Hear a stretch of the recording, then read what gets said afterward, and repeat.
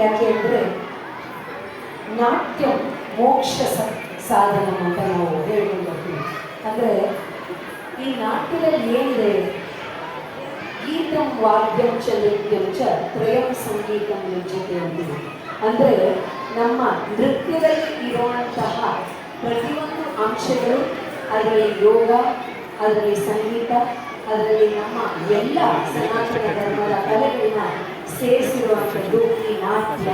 ಆ ನಾಟ್ಯಕ್ಕೆ ಹೆಸರು ತಕ್ಕನಾದಂಥದ್ದು ನಾಟ್ಯ ಸಂಗೀತ. ಅದರಲ್ಲಿ ನೀವೆಲ್ಲರೂ ಇವತ್ತು ಕೃಷ್ಣನ ಮಾಪಿಸ್ಕೊಂಡಿದ್ದೀರ.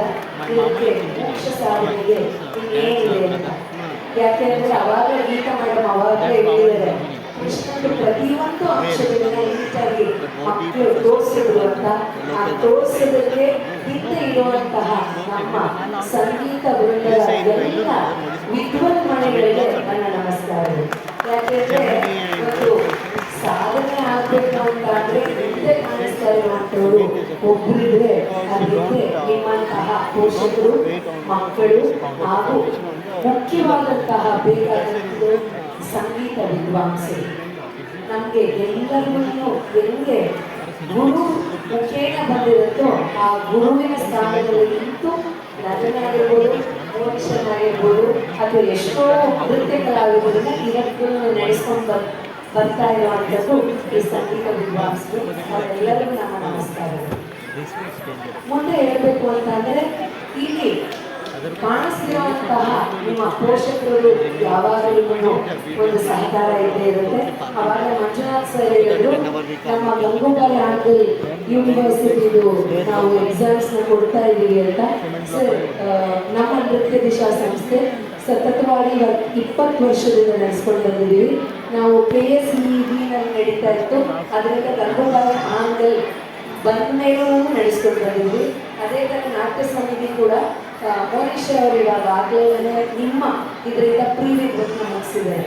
ಸೊ ನಿಮ್ಮ ಸಂಸ್ಥೆ ನಮಗೆ ಯಾವಾಗಲೂ ಒಡನಾಟ ಇದ್ದರೆ ಮಕ್ಕಳುಗಳು ಮುಂದಕ್ಕೆ ಬರೋಕ್ಕೆ ಸಾಧ್ಯ. ಈ ನಿಟ್ಟಿನಲ್ಲಿ ನಿಮಗೂ ಧನ್ಯವಾದಗಳು. ಯಾಕೆಂದರೆ ಒಂದು ಸರ್ಟಿಫಿಕೇಶನ್ ಅಂತಾಗಲೇ ಇವಾಗಿನ ಸನಾತನ ಧರ್ಮದ ನಡೆದಿರುವಂಥ ಪ್ರತಿಯೊಂದು ಕಲೆಗಳಿಗೆ ಒಂದು ಅದಕ್ಕೆ ವಿಭಿನ್ನ ರೂಪ ಸಿಗುತ್ತೆ. ಯಾಕಂದರೆ ನಾವು what we call it as structured curriculum, ಅದನ್ನು ನಾವು ನಮ್ಮ ಡಾನ್ಸಿಗೆ ಅಳವಡಿಸ್ಕೊಳ್ಳೋಕ್ಕೆ ನೀವೇ ಕಾರಣ. ನೀವು ಹೇಳಿದಂಥ ಪ್ರತಿಯೊಂದು ಅಂಶದ ಹಿಸ್ಟ್ರಿಗೂ ತುಣುಕುಗಳನ್ನ ನಾವು ಇವಾಗ ಆಗಲೇ ಮಕ್ಕಳಿಗೆ ನಿಮ್ಮ ಪಠ್ಯದ ಮುಖಾಂತರ ಹೇಳ್ಕೊಡ್ತಾ ಇದ್ದೀವಿ. ಅದನ್ನು ಸಾಧನೆಗೆ ಕಾರಣ ಒಂದು ನಮ್ಮ ಗುರು ಪರಂಪರೆ. ಆ ನಿಟ್ಟಿನಲ್ಲಿ ಮೋನಿಷನು ಕೂಡ ಇದ್ದಾರೆ ಅಂತ ಹೇಳೋದಕ್ಕೆ ನನಗೆ ತುಂಬ ಒಂದು ಕಾರ್ಯಕ್ರಮ ನಡೀಬೇಕು ಅಂತ ಅಂದರೆ ನನ್ನ ಮೋನಿಷನ ಮಗು ಅಂತಲೇ ಕಲಿಬೇಕಾಗುತ್ತೆ. ಯಾಕಂದರೆ ನನ್ನ ಸ್ಟೂಡೆಂಟ್, ಆ ಮಗುವಿನ ಒಂದು ಎಷ್ಟು ಕಷ್ಟ ಅಥವಾ ಒಂದು ನಿಟ್ಟಿನಲ್ಲಿ ಎಷ್ಟು ದಿನ ನಿದ್ದೆ ಮಾಡಿದ್ವೋ ಅದು ಅವಳಿಗೆ ಗೊತ್ತಿರುತ್ತೆ, ಅಥವಾ ಅವಳ ಫ್ಯಾಮಿಲಿಯಲ್ಲಿ ಗೊತ್ತಿರುತ್ತೆ.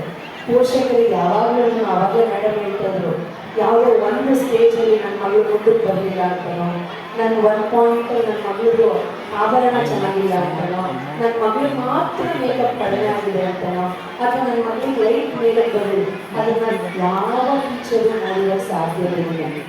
ಎಲ್ಲ ಮಕ್ಕಳನ್ನು ಸಂತೋಷವಾಗಿ ಒಂದು ಸ್ಟೇಜ್ ಮೇಲೆ ಬರೀಬೇಕಾದ್ರೆ ಒಂದು ಉದ್ದೇಶ ಇರುತ್ತೆ. ಅದಕ್ಕೆ ಗುರುವಿನ ಆಶೀರ್ವಾದ, ನಮ್ಮ ಗುರುಗಳು, ಅವರುಗಳನ್ನು ನಾನು ಹಾಗೆ ಹಿಂದಿನ ಎಷ್ಟೋ ತಲೆಮಾರಿನ ಗುರುಗಳ ಒಂದು ನಮಗೆ ಆಶೀರ್ವಾದ ಇದೆ. ಯಾಕೆಂದರೆ ಈ ಸ್ಟೇಜ್ನಲ್ಲಿ ನಿಂತಿದ್ದಾಗ ನಾವು ಎಷ್ಟು ಆ ಏಜಲ್ಲಿ ತಪ್ಪು ಮಾಡಿದ್ದೀವಿ ಅನ್ನೋದು ನಮಗಿರುತ್ತೆ. ಅವಾಗ ಆಗಲೇ ಮಾತ್ರ ನಾವೆಲ್ಲರೂ ಒಂದು ದೇವಸ್ಥಾನಕ್ಕೆ ಹೋಗ್ಬೋದು. ಎಲ್ಲ ಮಕ್ಕಳು ಸತತವಾಗಿ ಕಲಿತು ಮುಂದೆ ಬರಲಿ ನನ್ನ ಆಶೀರ್ವಾದ ಮಾಡ್ತಾ ನನ್ನ 2 ಮಾತುಗಳನ್ನು ಘೋಷಿಸ್ತೀನಿ.